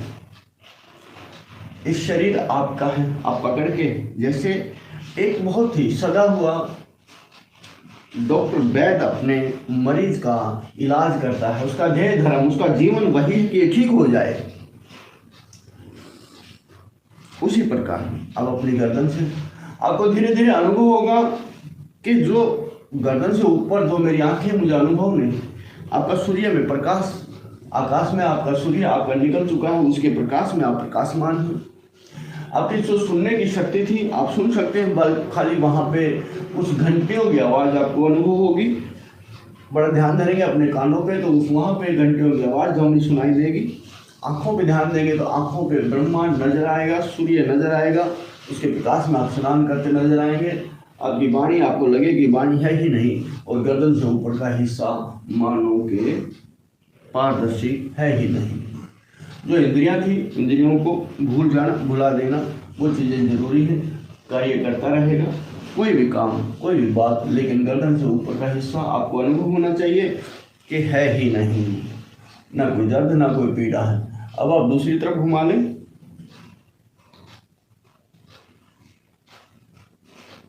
बिल्कुल सहजता से, बिल्कुल शांति से। आप किसी को तंग और दुख देने के लिए नहीं हैं, तो इस शरीर को दुख दर्द कैसे दे सकते हैं। सहज हिम्मत। एक पिता अपने बच्चे को कहता है कोई दिक्कत नहीं, आगे बढ़ता रहे, मैं हूं ना। आप भी उसी प्रकार इस शरीर को कहेंगे कोई दिक्कत नहीं आएगी, मैं हूं ना तेरा ख्याल रखने के लिए। आगे देखिए कि आप भुला दीजिए उस चीज को, उस बात को, किसी के शरीर में दर्द, किसी के पाँव में दर्द, किसी के पेट में दर्द, उस बात को भूल जाएं। यहाँ आने के बाद इंद्रियों का प्रभाव कम हो जाता है, आपका प्रभाव बढ़ जाता है। अब आप शांत हो जाएं, आप अनुभव करिए कि क्या आपके गर्दन से ऊपर का हिस्सा है या नहीं। जिसका आपको अनुभव है, अगर गर्दन से ऊपर का हिस्से का अनुभव है तो आपकी साधना में कोई कमी है। अभी पारदर्शिता आपको लगेगा, आप इस शरीर से बाहर खड़े होकर देखेंगे कि गर्दन से ऊपर के हिस्से में प्रकाश आर पार जा रहा है। वाह, ऐसा मैंने कभी सोचा भी नहीं। अब आप अपने शरीर को चारों तरफ घुमा लें, पूरा शरीर तल्लीनता से जाने दीजिए, उसको बाहर कर दीजिए, छोड़ दीजिए अपने हाल पे। एक पशु के रस्से काट दीजिए। अब मेरा प्यारा है, मेरा प्रेमी है, मेरा पालतू है, मुझे चाहने वाला है, तो कहीं दौड़ के नहीं जाएगा। बांध के ना रखें शरीर को। पालतू पशु जिस प्रकार अपने पीछे पीछे ही घूमता है, रस्सा हो ना हो, लेकिन उसको खोल दीजिए। अगर पालतू है, आपका प्रेमी है, आपका प्यारा है, आप उसको चाहने वाले हो, वो आपको चाहने वाला है, तो वो दूर नहीं जाएगा। उसी प्रकार इस शरीर को छोड़ दें, ये आपका वफादारी करेगा। लेकिन उससे पहले आपको इसकी वफादारी करनी है, आपको इसका ख्याल करना है, पूछना है कोई दर्द है, कोई परेशानी, बता, मैं हूं, मैं तेरे दूर करूंगा। तो उसी प्रकार बिल्कुल ध्यान से अब आपको कमर से ऊपर का हिस्सा पारदर्शी बना लेना है। इसमें कोई दर्द ना दिखे, इसमें कोई दर्द ना दिखे, इसमें कोई परेशानी ना दिखे। ये आपसे शिकायत है, खाली एक ही चीज, दुनियादारी की शिकायत अगर आपसे मिट जाए तो आप समझ लेना मरने के बाद ही शिकायत खत्म होती है। अगर आप अपने आप को भुला पाए तो शरीर के किसी भी हिस्से में आपका, जहां आपका हाथ पड़ गया, जहां आपने पूर्णता कर दी, वहां से शिकायत आपको नहीं मिलेगी। आप अपने शरीर को बिल्कुल तल्लीनता से, अब आप दूसरी तरफ घुमा लें। आप जागृत हैं, आप दृष्टा देखते रहें, मार्गदर्शन करते रहें, लेकिन बाकी सबसे भिन्न और अलग हो जाएं। बाहर खड़े हो जाएं अपने, जैसे आप अपने घर के बाहर खड़े होते हैं, उसी प्रकार आप अपने इस शरीर से बाहर आके देख सकते हैं। अब आप सहज हो जाएं, शांत हो जाएं, कमर सीधी रखें, सर को थोड़ा सा ऊपर उठा के रखें, क्योंकि आपका आकाश, आपकी दृष्टि सीधी आपके आकाश में रहे। जो आपका स्थान है, जो आपका गरौंदा है, जो आपका ब्रह्मांड है, वो जो ब्रह्म का रहने का स्थान है, वो ऊपर है आकाश में। आपको यहीं से द्वार मिलेगा देखने का, समझने का, नियंत्रित करने का पूरे शरीर को। अब जैसे अपनी कमर को घुमा ले, जैसे चक्की चलती है उसी प्रकार, लेकिन सब कुछ सहज होना चाहिए, शांत होना चाहिए, इससे किसी को परेशानी ना हो, शरीर के किसी भी अंग को कोई परेशानी ना हो, कोई आपसे शिकायत ना करे, शरीर का एक भी अंग आपसे शिकायत ना करे, सबकी शिकायत दूर कर देनी है। आप ऐसे ही तो हैं, ऐसे ही तो हैं। एक पिता चाहता है कि उसके परिवार में किसी की इच्छा बाकी ना रहे। एक माँ कहती है कि कोई मेरे रहते कोई भूखा ना रहे, कोई अतृप्त ना रहे। माँ की ममता, प्रेम, माँ और पिता दोनों कहते हैं, हम बैठे हैं ना, माँ अपना धर्म निभाती है, बाप अपना फर्ज निभाता है, उसी प्रकार आपका भी फर्ज है इस देह के प्रति, इन भीतर शक्तियों के प्रति उनको जानने का हक है, उनको समझने का हक है आपको, जो आपके भीतर अपार शक्तियाँ, अपार ब्रह्मांड है, अपार आपके पास साधन है। आप अपनी कमर को घुमाते रहिए। उसी प्रकार आपका जो मंथन है, जो चारों तरफ है, वो आपके भीतर शरीर को आप भुला दें। भीतर क्या है उसको भी आप भूल जाएं। ये हाड़ मांस का शरीर नहीं है। ये आप किसी किसी को लगता है जैसे अंधेरा में शरीर आ गया है, जो आप जहाँ क्रिया करते हैं वहाँ पे अंधेरा आ गया है। किसी किसी को लगता है थोड़ा आया है, लेकिन निरंतर अभ्यास के बाद आप इस बात को अनुभव कर सकते हैं। अपनी कमर को दूसरी तरफ घुमा लें। इस शरीर का आप बिल्कुल इस शरीर के साथ चलें। बड़ा अनुभव, बड़ा आनंद से भर जाएंगे आपको अनुभव होगा, हाँ मेरे शरीर की शिकायतें खत्म हो चुकी, पूरी करनी, खत्म ही करनी शरीर की शिकायतें। अब आप शांत हो जाएं, कमर सीधी रखें, सर को थोड़ा ऊपर रखें, अपना बायां पैर सीधा कर लें, अपना बायां पैर सीधा कर लें, बिल्कुल सीधा, बिल्कुल सहजता से, जल्दबाजी ना करें, शरीर की शिकायत ना लें। अब दायां पैर अपनी जांघ में रखें, कमर सीधी रखें, सहज रहें, आप जागरूक रहें। जो आप क्रिया करते हैं उससे आपका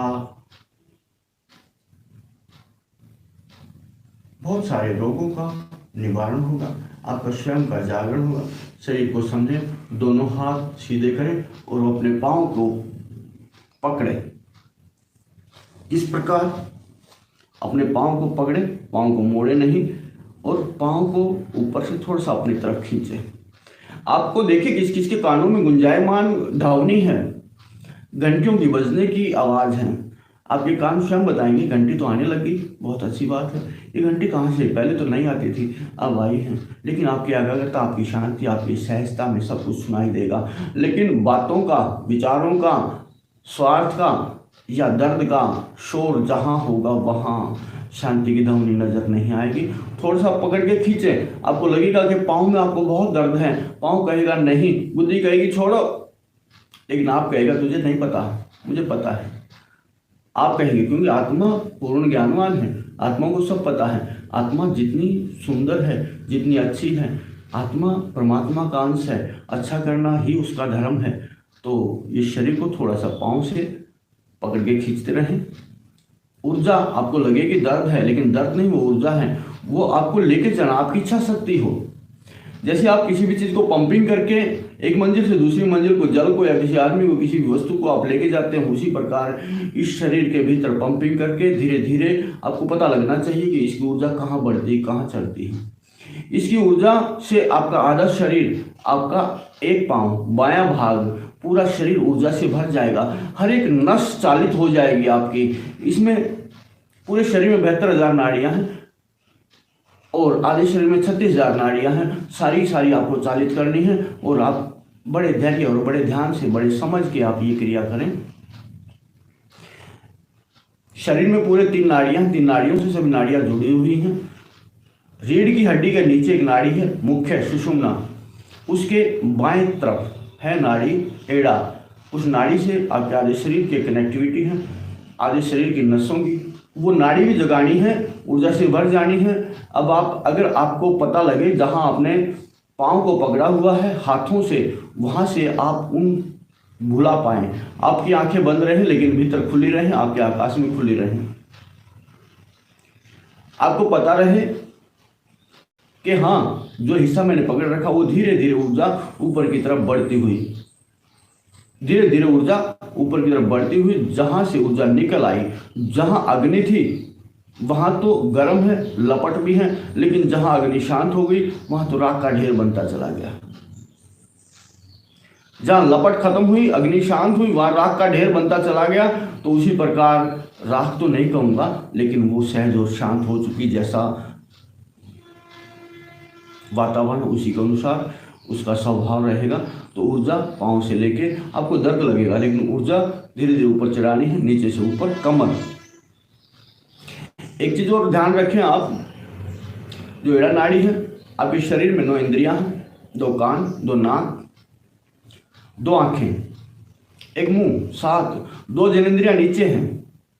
2 जननेंद्रियों के बीच का जो स्थान है उसी स्थान से शुरुआत होती है नाड़ी एड़ा की, और रीढ़ की हड्डी के बाएं भाग में सीधी आपके ऊपर तक जाती है, जहां आप रहते हैं वहां तक।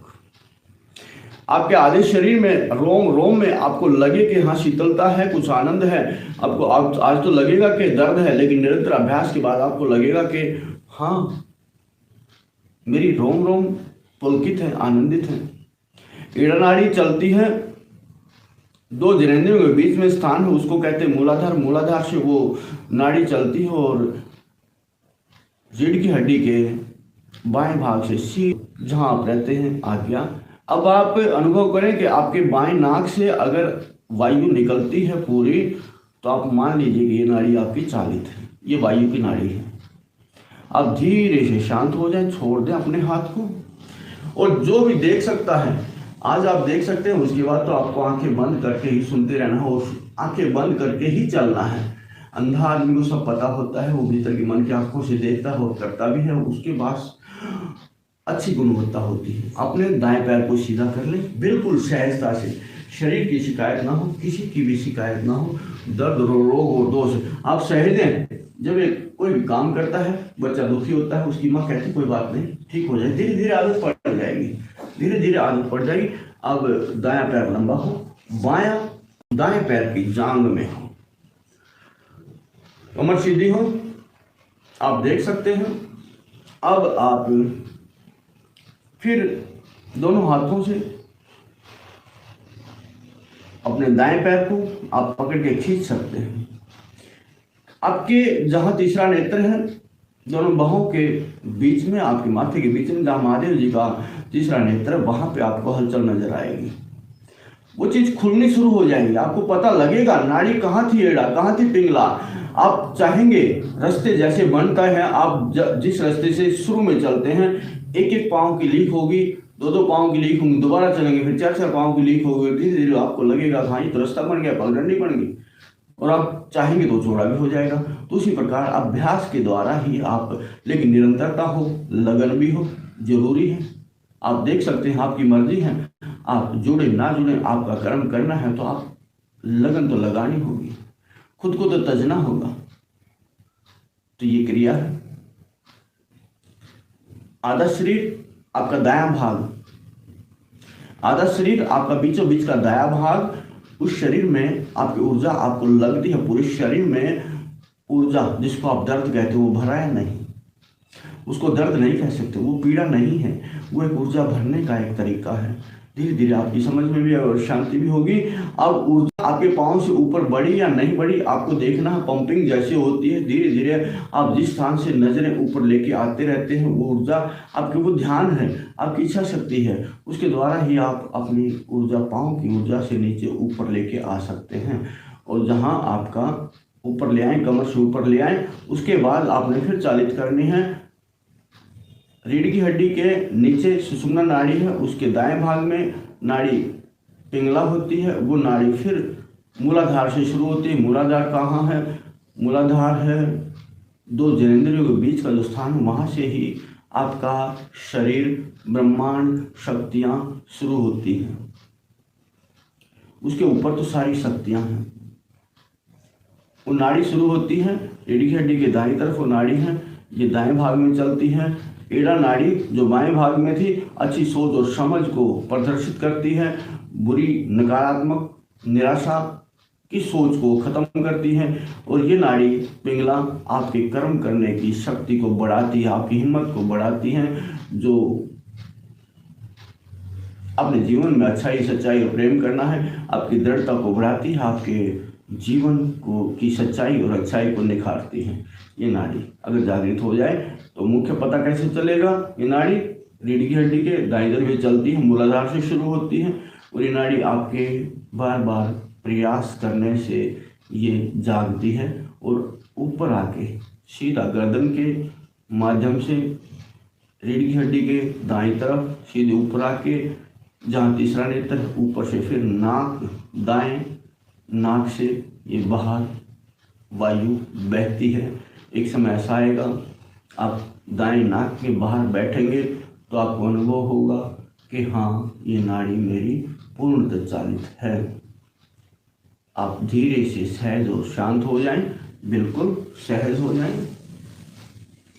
आप देख के कर सकते हैं, समझ सकते हैं।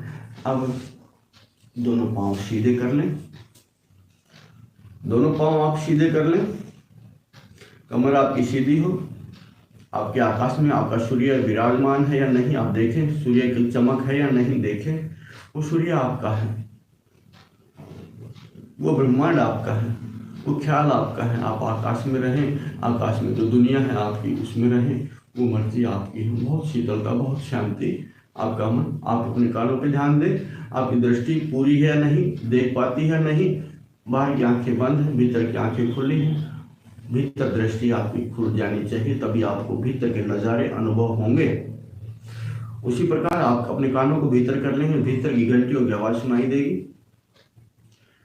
अब नाक से भीतर से हवा आएगी तो प्राण निकलेगी, ताजी जाएगी और प्राण का अनुभव होगा, श्वास का अनुभव होगा। पूरे जहाँ से जहाँ तक वायु भ्रमण करती है पूरा आप उसके संग रहेंगे तो आपको अनुभव होगा। आपकी वाणी रहेगी। ये वाणी बुद्धि की नहीं रहेगी, मन की नहीं रहेगी, ये वाणी आपकी होगी। आप जो बोलेंगे सत्य बोलेंगे, झूठ नहीं बोलेंगे। ये वाणी भी स्वयं को के अधीन करें। अब दोनों हाथ सीधे कर लें और दोनों पाँव को पकड़ें और ये क्रिया करें। बिल्कुल सर को थोड़ा उठा के रखें, कमर सीधी रखें, अपने शरीर को भ्रमण करते। कोई दिक्कत तो नहीं, कोई दिक्कत तो नहीं। जैसे माँ बाप रोज सुबह शाम पूछते हैं बच्चों को, दूर बच्चा है तो हाँ, कोई दिक्कत तो नहीं, कोई बात तो नहीं, कोई परेशानी, कोई जरूरत तो नहीं। उसी प्रकार आप शरीर को पूछें, क्या कोई परेशानी तो नहीं। शरीर छोटी मोटी अगर परेशानी बताता है तो आप कहें कि कोई बात नहीं, सहज ठीक, थोड़ी देर रुक, अभी समाधान करते हैं। माँ बाप का सिर पे हाथ घूमता है और बच्चे की आधे से ज़्यादा परेशानियां दूर हो जाती हैं। माँ बाप का सर पे हाथ घूमता है, माँ बाप की इच्छा होती है, जा हो जाएगा ठीक, जा तेरा काम हो जाएगा, तुझे जो इच्छा तेरी पूरी हो जाएगी। उसी प्रकार आप भी कहें कि शरीर की सारी इच्छाएं पूरी हो जाएंगी। मैं हूँ ना, मैं करूँगा और करनी भी चाहिए। शरीर की इच्छा पूरी, आपको जीना चाहिए शरीर के लिए। शरीर आपके लिए जिएगा, सुशोभित होगा, एकदम सुंदर होगा ये शरीर। आप चाहेंगे इसको तो। अब दो जननेंद्रियों के बीच जो स्थान है वहाँ पे नाड़ी निकलती है, वहाँ से वो जल की नाड़ी है। रीढ़ की हड्डी के बिल्कुल नीचे ये नाड़ी चलती है, बहुत विशाल नाड़ी है। ये सारे ब्रह्मांड को जोड़ती है, 7 आकाश को जोड़ती है। आपके भीतर 7 आकाश हैं। धीरे धीरे इन बातों का पता अनुभव होगा। अभी आप इस नाड़ी को चलते रहें, बहुत सारी शक्तियाँ इस नाड़ी में समाई हैं। ये नाड़ी धीरे धीरे आप देखिए, आगे बढ़िए, जिसको पता है वो करिए। अब कुंडलिनी है, ब्रह्मांड है, शक्तियाँ हैं, जागरण होनी है। एक शक्ति है आपकी कुंडलिनी शक्ति, जो ब्रह्मांड के समान है, जो आपकी अच्छी शक्तियों को जगाती है। लेकिन झटके से मूलाधार, नाभि से 4 आंगल नीचे जो स्थान है स्वादिष्ठान, यहाँ इनका पता लगेगा आपको कौन है, क्या तत्व है। नाभि में मणिपुर, वहाँ भी शक्ति है। हृदय के पास अनाहत, वहाँ भी परिपूर्ण शक्ति है। हर एक शक्ति का अपना अनुभव है, अपना स्वभाव है, अपना कर्म है। आपकी जागृति है, आपकी बढ़ोतरी है। गले में विशुद्ध, जहाँ पे तीसरा नेत्र वहाँ पे आ गया। जहाँ पे आपका सिर का नरम भाग है वहाँ पे सहस्त्रार, हजारों पंखुड़ियों का कमल का फूल उस स्थान पे है। उसी स्थान से आपको बाहर निकलने का रास्ता है।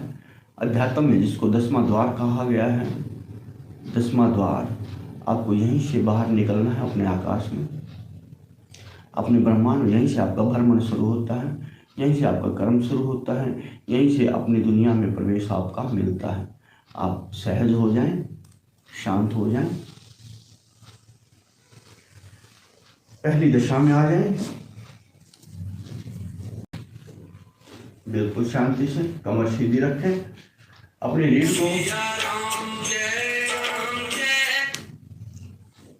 को सीधा रखें। आपके पांव सद गए हैं, पूरा शरीर सद गया है, हाथों की बारी है, हाथों की क्रिया है। जो अंगूठे का ऊपर का पॉइंट है और जो ये उंगली है, इसको आप दबाएंगे तो आपके हाथों की एनर्जी भी सही स्थान पे पहुंच जाएगी। उसी प्रकार जैसे वर्षा हुई और जल जहाँ गहराई है वहाँ पे इकट्ठा हो गया, जहाँ आपका स्थान वहाँ पे आप बैठ गए, आप हो गए। एक बात और समझें,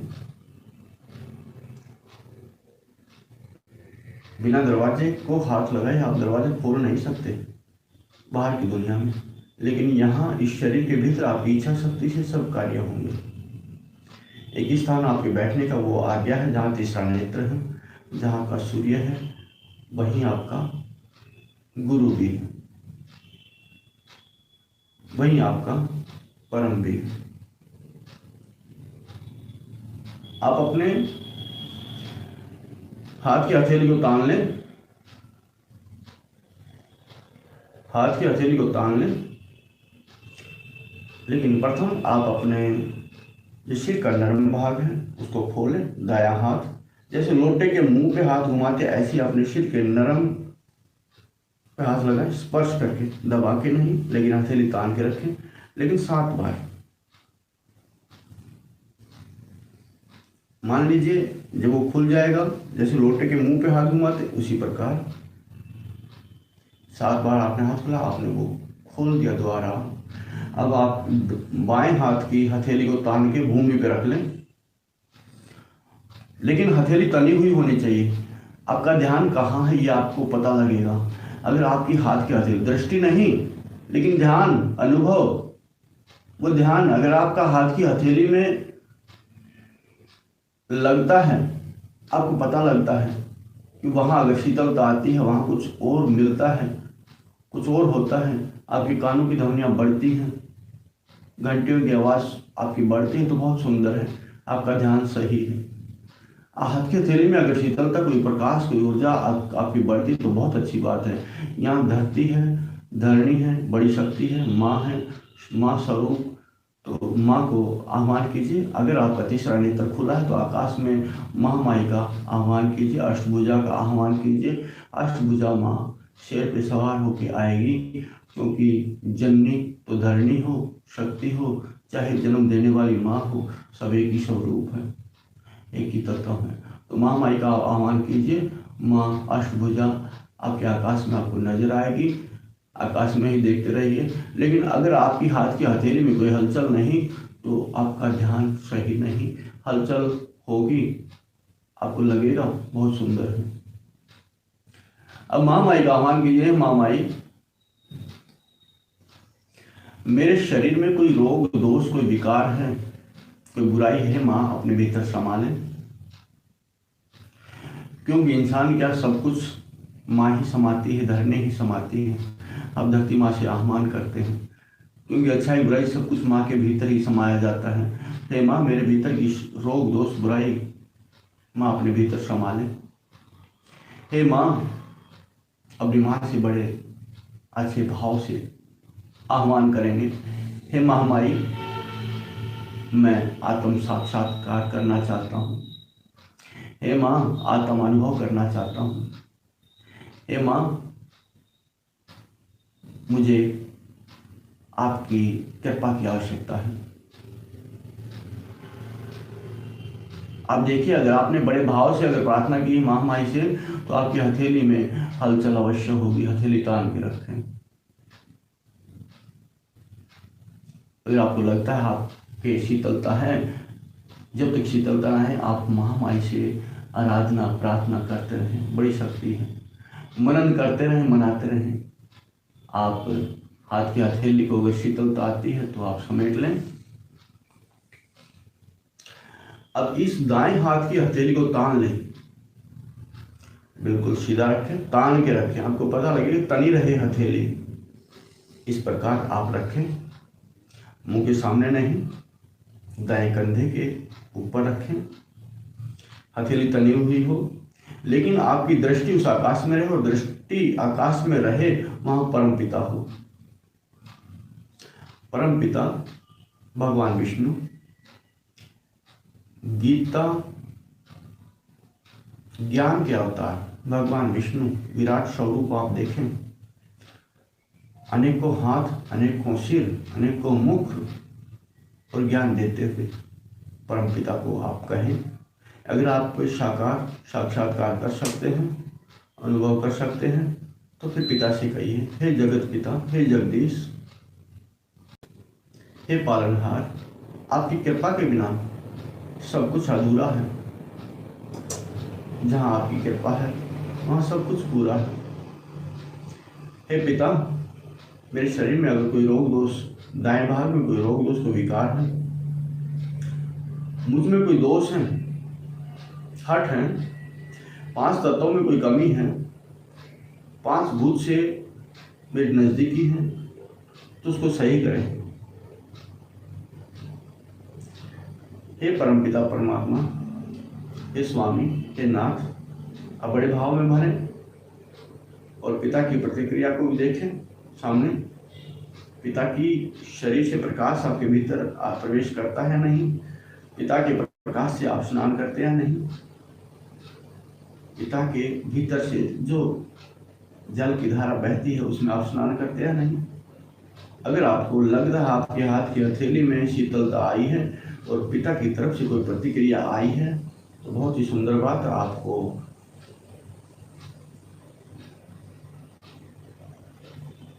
बहुत ही सद्भाव से, प्रेम से आपने अनुग्रह किया, उन्होंने अनुग्रहित किया, बहुत सुंदर। आपका संबंध, आपका रिश्ता गहरा। अब आप हाथ को समेट लें। अब दोनों हाथों को जो सिर का नरम भाग है उसके बराबर ले आए, फिर हाथ की हथेलियों को तान लें, तान के रखें। आपकी दोनों हाथ की हथेलियों में अगर शीतलता आती है तो आप अनुभव करें, जो आपका सिर का नरम भाग है, चोटी का भाग है, आपको लगेगा वहां अपार प्रकाश है, इतना प्रकाश है कि आप उसकी तरफ देख नहीं सकते। एक हजारों सूर्य जैसी मणि महाप्रकाशमान। अगर आपके सिर के नरम भाग में भी शीतलता है, दोनों हाथ के हथेलियों में भी शीतलता है, तो आप सुंदर भाव से पिता से कहें, हे पिता, आपके सिर के नरम भाग में प्रकाश है, आपके हाथ की हथेलियों में भी शीतलता और शीतल मणि आपको प्रकाशमान नजर आती है, अनुभव होती है। ये सब चीजें आपके अनुभव की हैं, एहसास की हैं, और होगा आपके रोम रोम से, कण कण से शीतलता बाहर आते हुए, हर रोम रोम से अगर आती है आपको कुछ भिन्नता नजर आती है, आपके सिर के नरम भाग में कुछ जटिलता या सहनशीलता या शीतलता या थोड़ी बहुत गर्मी आपको निकलती नजर आती है, आपके सिर के नरम भाग से कुछ न कुछ निकलना आपको अनुभव होगा। कुछ भी निकलता, चाहे धुआं निकलो, आप देख नहीं सकते, अनुभव कर सकते हैं। तो द्वार आपका खुल गया, छोटे छोटे कणों से बाहर शीतलता, जल की धारा, वायु की धारा या कुछ भी नजर आएगा आपको। अगर आपको सब चीज अनुभव होती है तो पिता से कहिए, पिता क्या यही आपकी कृपा है? हे पिता, क्या यही आपकी दया है? और आप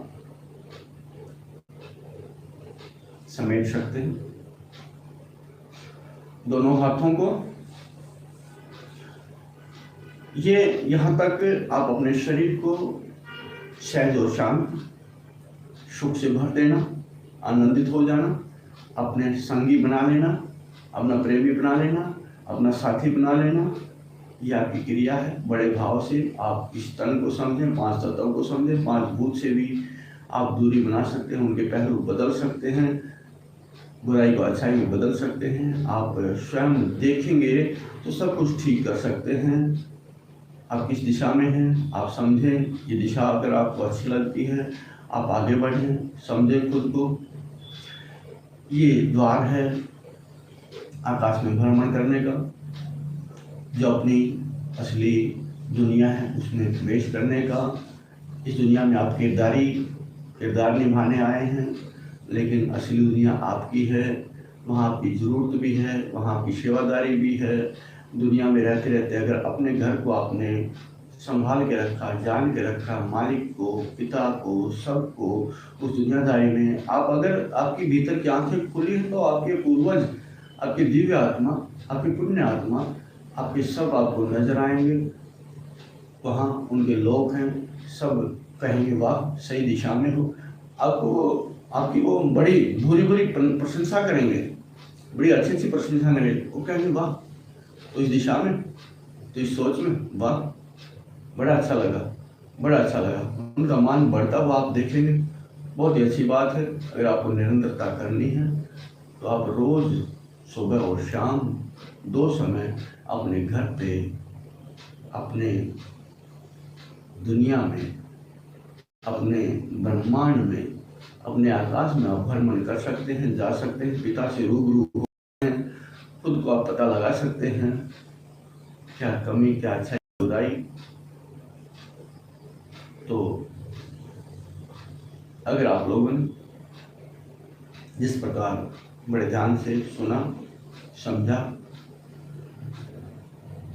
बहुत अच्छी बात, उसके लिए हम आपका आभार व्यक्त करते हैं। आज के लिए इतना ही। आपकी आत्मा में बसे परमात्मा को हम प्रणाम करते हैं। प्रणाम।